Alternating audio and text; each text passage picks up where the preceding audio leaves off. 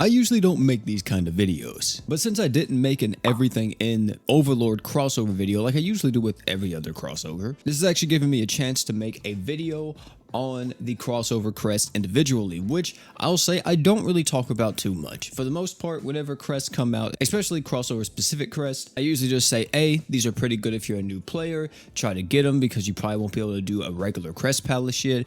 And if you get one of these, you can kind of use them for however long until you can wind up actually crest farming efficiently. However, a lot of people told me, OP, these crests in Overlord are kind of good. Like some of them are extremely strong. So I was like, all right, let me take a look down this real quick. Let me look at these all individually and see how crazy they actually are. And yeah, some of them are kind of busted, especially some of them coming in part 2 of the crossover. As we all know, attack up is very strong, and one of the crests that you can actually get from this is ultimate battle equipment. This gives you attack 770 and defense 230 down. Now here's the thing about ultimate battle equipment. It is almost as good as attack up level 4 plus crest. Since an attack up 4 plus is 810 attack, this is so freaking close. You're only missing 40 attack, and the defense down isn't really that big of an issue, since most of the time if you're getting an attack up crest on a unit, it's probably on an attacker anyway. So this ain't too shabby.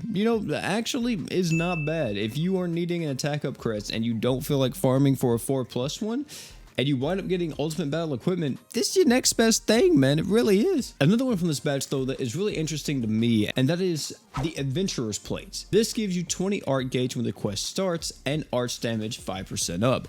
Here's the thing about the arc gauge though, is that it actually stacks with the arts up crest that you can get by a regular crest palace. So this is very unique. Usually if a crest has a certain buff, let's say equipment CT, and you get another crest that has the exact same buff but at a lower value, they usually don't stack with each other. However, the art gauge 20 up will actually stack with a regular arts up crest, which means if you have a arts up 4+, that gives you 35 arts at the very beginning of a quest. And this would mean that I could actually use the arts up crest on Draken and wind up having 55 art gauge right out the gate, no matter what. That's pretty strong. As for the rest of these crests from part 1, there's some of them that are okay. However, part 2 got some real nonsense to it. Now, part 2 of this crossover has 3 crests that I really want to look out for. Possibly 4 if it's actually able to stack with its counterpart like art gauge up is. The first 2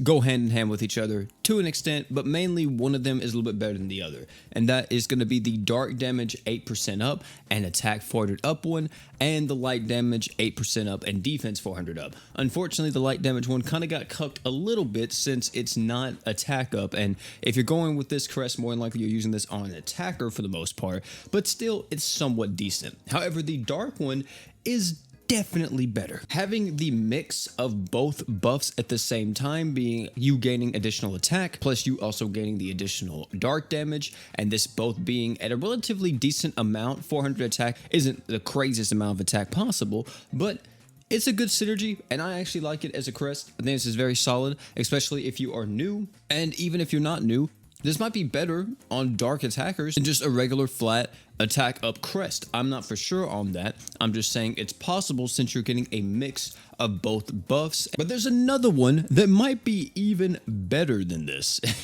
in the part 2, and that's the magic damage 15% up and max HP 15% down.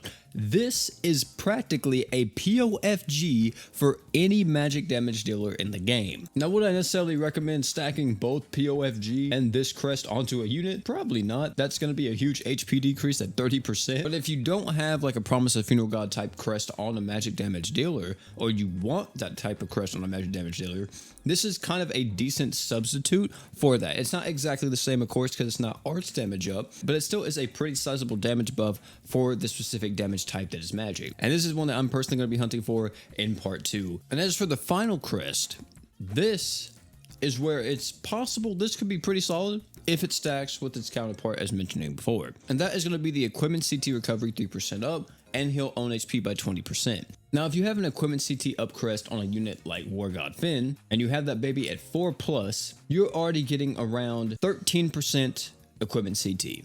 If you also factor in this, you can push it up to 16% equipment CT passively before you even factor in like using stuff like True as a Nagi or whatever else. This could be solid. It could be solid. Like I said, I'm not for sure if this stacks. Either way, those are crests that I thought were pretty solid from this crossover that I think may be worth your attention and possibly worth some pickups if you actually are farming the event and you wind up stumbling across these. Either way, that's all I gotta say. Thank you all for coming out, man. Speedy Boy P. Tell me down below what you guys think about these crests. Are you personally liking them? Are there any combinations that you really enjoy? And are you possibly hunting for these crests more so than regular Crest Palace crest at the moment? Let me know all that stuff down below in the comment section. If you enjoyed this video, highly recommend check out either one of the videos popping on the screen right now. Great content, guarantee you love them. Oh, and I almost forgot. Don't forget to drink water.